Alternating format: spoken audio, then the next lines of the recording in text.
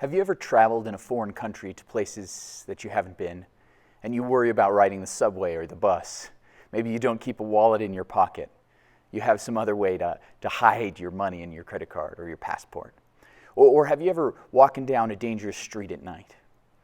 And when we're in those rough neighborhoods or away from our home in a foreign country, you know that you're more alert. You know what I'm talking about? You're more alert, you're aware, you have heightened sensitivities, you're kind of looking out in your peripheral vision at all times, aware of who is around you and where they are. It's a natural response to when we are in danger. I think we need to be aware of the enemy's schemes because we have an enemy, and it's not a physical person, it's not someone that we may run into in the street, but it is the enemy, Satan himself, who is looking to attack us, to hurt us, that he wants to take us off course. So we need to have that same set of alertness, not to physical dangers, but to our spiritual, our supernatural enemies' schemes. That's what Peter says in 1 Peter chapter 5, verses 8 and 9. He says, "Be alert and of sober mind. Your enemy, the devil, prowls around like a roaring lion looking for someone to devour. Resist him, standing firm in the faith, because you know that the family of believers throughout the world is undergoing the same kind of sufferings."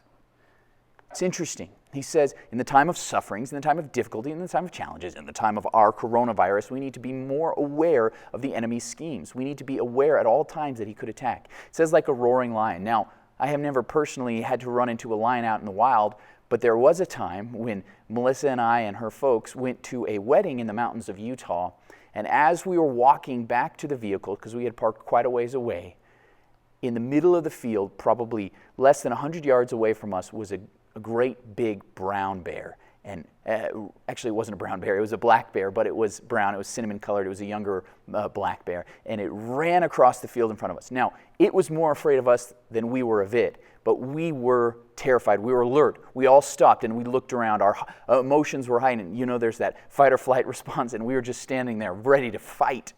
And that alertness is what we should feel for the enemy, our supernatural enemy at all times. And most of us don't think about it because we can't see him. Some of us aren't even aware that there is an enemy, but he is there. In fact, I think the Usual Suspects was correct when they said that the greatest trick the devil ever pulled was convincing the world that he doesn't exist.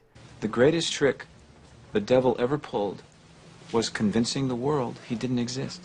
Some of you watching right now think, oh my gosh, that's just old mythology. No. We have an enemy, a supernatural enemy, who wants to get us off track. Now, not too long ago, I was having some thoughts that were scaring me. That in one car ride, I could go up and down and up, think I was the top of the world, super arrogant about everything, and then the next moment feel like I'm worthless and nothing I'm doing is good. And it was just like this roller coaster. And I hadn't told anybody about it, but it was going on for a number of weeks. And finally, I sat down with some of my pastor friends who are lead pastors at churches in Colorado, and we were getting breakfast at Rosenberg's. Man, I miss that. I can't wait to get back together with those guys because they were peers. They understood what I'm going through as a pastor, and sometimes I feel like I can't tell other people what I'm going through, and I just said, hey, I'm having these weird thoughts. In 1 second, I feel like I'm on top of the world, that I'm the greatest thing since sliced bread, and then the next moment, literally a moment later, I feel like I'm worthless and no good, and nothing I'm doing is good. And I said, and it'll go back and forth, and I don't know what's going on. And I shared it to these guys, and they both nodded knowingly. They're like, oh yeah, that's normal. They said, well, I've had that before. That is the enemy. That is Satan himself whispering in your ear and trying to get you off track and trying to make you feel so awful. And it was working, and it was crazy that the moment I said that to those guys, and the moment they commiserated and had empathy toward me and encouraged me and even prayed for me, the moment those thoughts stopped.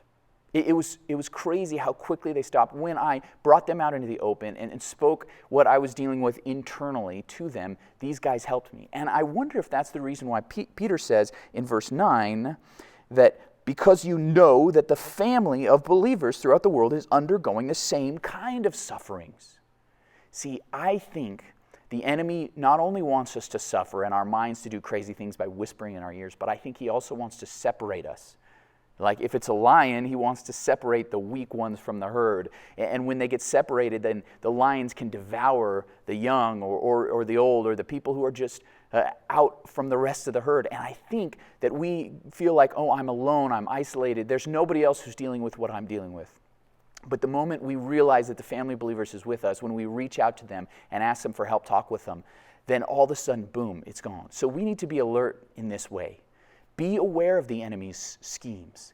And when you're alert like that, you can pray, you can seek help from others, and you can fight and win. And like James says, Jesus' brother, he says, resist the devil and he will flee from you. That's one of the greatest promises in the Bible. Resist the devil and he will flee from you. So we need to do that because this enemy is ready to devour us, especially in times of sufferings.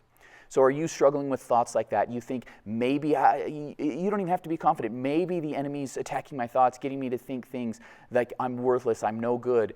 Maybe there's some other thoughts that are sticking in your head and you're like, where's that coming from? I want you to reach out to me. You can comment below, you can send me a message, you can email me. I'd love to pray for you. Maybe there's somebody else that you need to message, just a friend. You know, we're not alone in this. We have a family of believers and we're all under attack. So we need to resist the devil and he will flee from us. Be aware of the enemy's schemes.